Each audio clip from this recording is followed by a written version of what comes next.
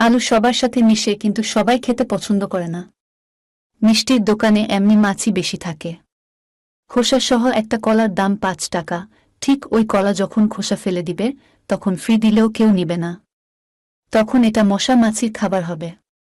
তোমাকে এটাই বলতে চাই, তোমার দেহকে এমন করো না যে সবাই পুকুরের পানির মতো ব্যবহার করবে। তোমার মনকে আলুর মতো করো না, তুমি তোমার মনকে মিষ্টির দোকান বানাইও না, যেখানে মশা মাছির মতো সবাই ঢুকবে, ক্ষুধা মিটিয়ে চলে যাবে। তুমি তোমার শরীরকে কলার মতো খুলে দিও না, যেখানে মশা মাছির মতো সবাই ক্ষুধা মিটিয়ে চলে যাবে, অথচ কাউকে ফ্রি দিলেও নিবে না। তুমি যাদের সাথে কথা বলে মজা নিচ্ছ বা দিচ্ছ, তারা তোমাকে ব্যবহার করে ব্যবহার শেষে ফেলে দিবে। যে তোমাকে আজ খারাপ বানাবে, সে তোমাকে কাল বলবে ও ভালো না, চরিত্র খারাপ, এবং গালি তো আছেই। বর্তমান পরিস্থিতি বড় ভয়ঙ্কর, মোকাবেলা করতে পারবে না।